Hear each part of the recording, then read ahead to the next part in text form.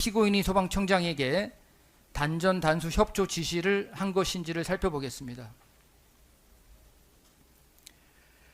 피고인은 일반적인 상황에서는 상정하기 어려운 특정 언론사에 대한 단전 단수 요청, 경찰의 투입 등을 언급하면서 이에 대한 소방청의 주의를 당부하지 않은 채 사실상 경찰의 요청에 따를 것만을 지시하였습니다.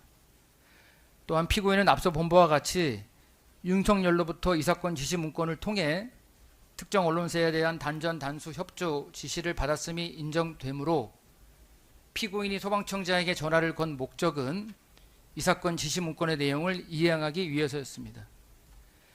이와 같이 피고인이 소방청장에게 한 발언의 전체적인 내용과 취지, 전후 문맥, 전화를 건 동기 등을 종합하면 피고인이 소방청장에게 경찰이 24시에 특정 언론사에 투입되니 경찰의 요청이 오면 서로 협력해서 적절한 조치를 취하라고 말한 것은 특정 언론사 투입과 관련하여 경찰의 단전 단수 요청이 오면 이에 협조하라는 지시를 한 것으로 판단됩니다. 소방청장 역시 원심 법정에서 피고인의 발언을 위와 같은 취지로 이해하였다고 수차례 진술하였습니다. 또한 소방청장은 피고인과의 통화를 마치자마자 소방청 차장과 단전 단수가 소방청의 업무에 포함되는지 논의하였고, 이러한 논의 끝에 소방청 차장은 서울소방재난본부장에게 전화해 포고령을 언급하며 경찰과의 협조를 강조하였습니다.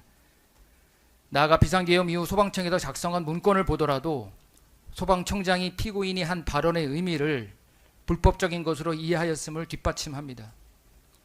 한편 소방청장은 원심 법정에서 피고인의 발언을 단전 단수에 관한 요청과 인명 구조에 관한 요청, 이렇게 두 가지 방향으로 인식하였다고 진술한 바 있고, 피고인은 이 부분을 중점적으로 다투고 있습니다.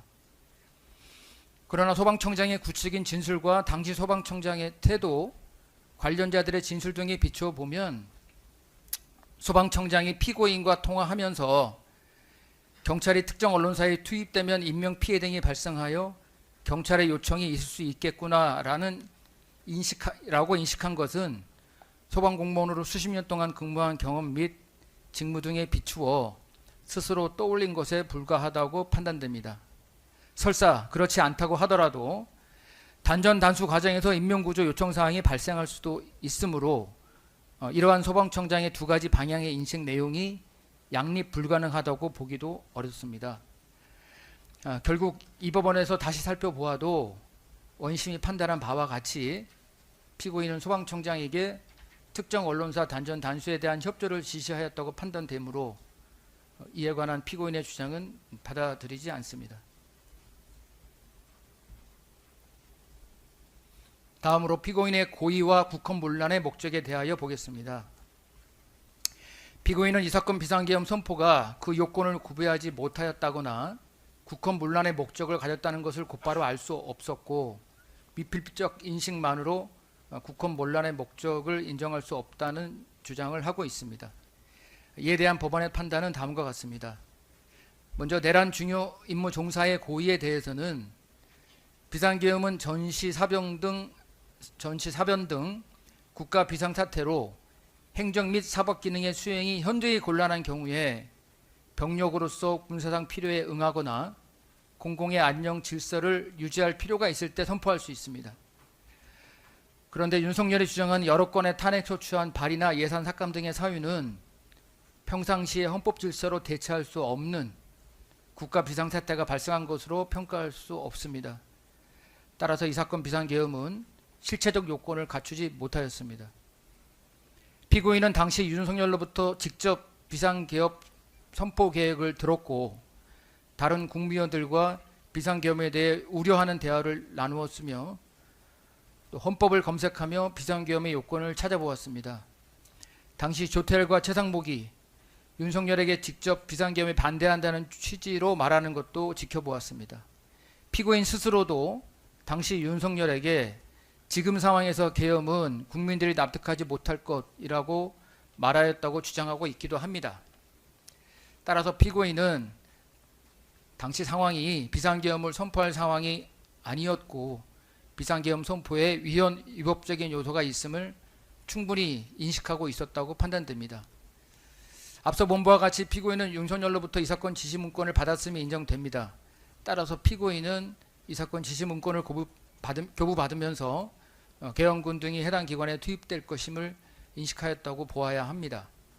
또한 피고인은 이 사건 비상계엄 선포 직후 대적견실에서 한덕수와 단둘이 대화를 나눌 때 당시 한덕수가 소지하고 있던 이 사건 포고령에 관하여도 대화를 나눈 것으로 보입니다.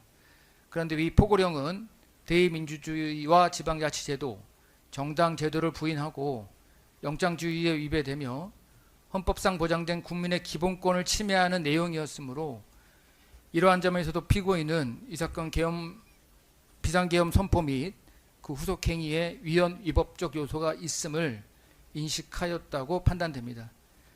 그럼에도 피고인은 경찰청장과의 통화를 통해 당시 국회 통제 상황을 확인한 다음 윤석열로부터 지시받은 대로 소방청장에게 전화하여 언론사 단전 단수에 대한 협조를 지시하였습니다.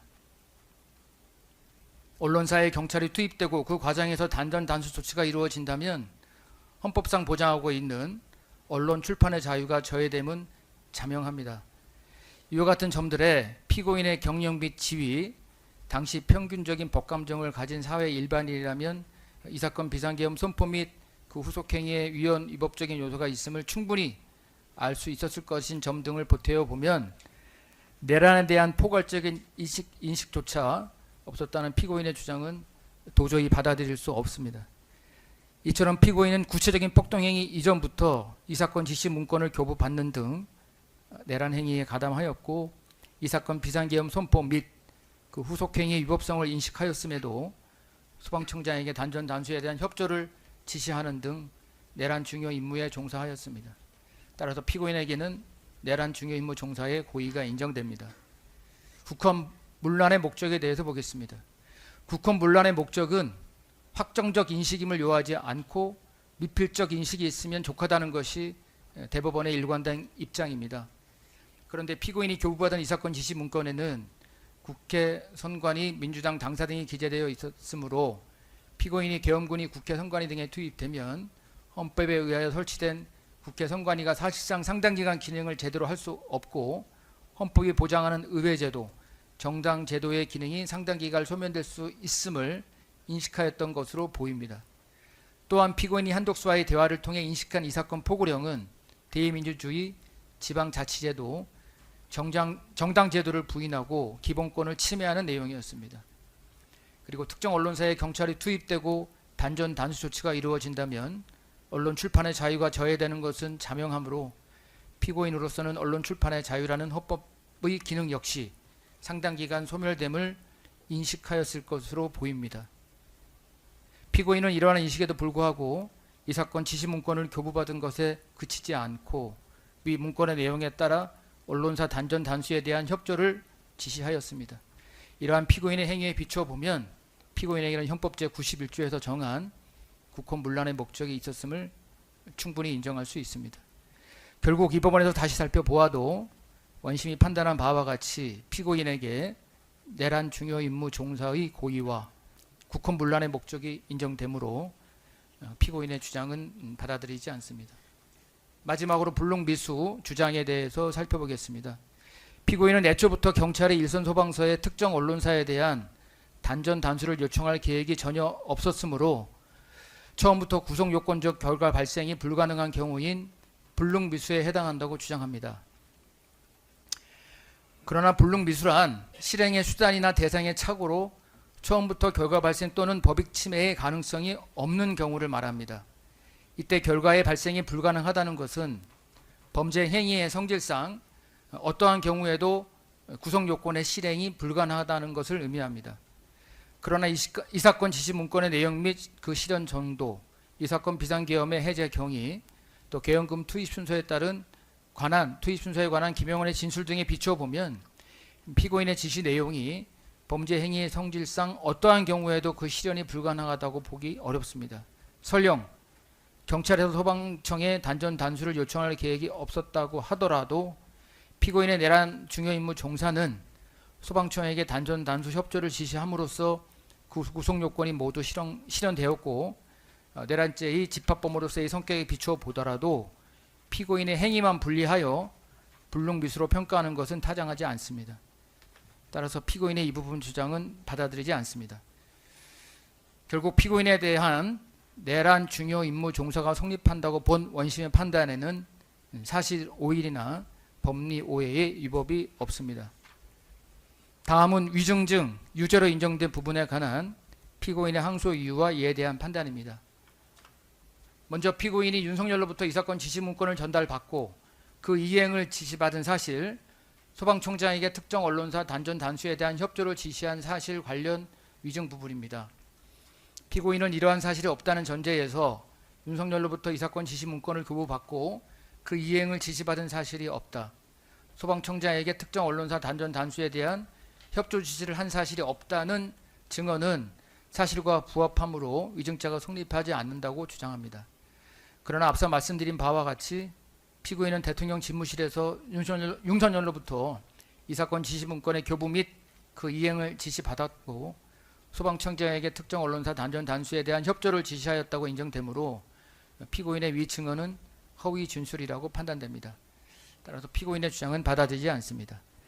다음으로 윤석열이 조태열에게 개헌 관련 문건을 전달하는 장면을 목격한 사실 관련 위증 부분입니다. 피고인은 비상계엄 선포 당시 극도의 정신적 충격과 혼란을 겪어 당시 상황을 정확하게 기억하지 못하고 있었으므로 조태열이 대통령 집무실에서 개헌 관련 문건을 전달받는 장면을 보지 못하였다는 피고인의 증언은 기억에 반하는 진술로 볼 수 없다고 주장하고 있습니다. 이에 대한 법원의 판단을 말씀드리면 윤석열은 조태열이 대통령 집무실 내 원탁에 앉자마자 비상계엄을 선포하려고 합니다라고 말하며 조태열에게 개헌 관련 문건을 던지듯 건네주었습니다. 그런데 당시 피고인으로서는 비상계엄을 선포할 것이라고 말하는 윤석열이나 순차적으로 들어오는 국무위원들에게 관심을 가질 수밖에 없습니다.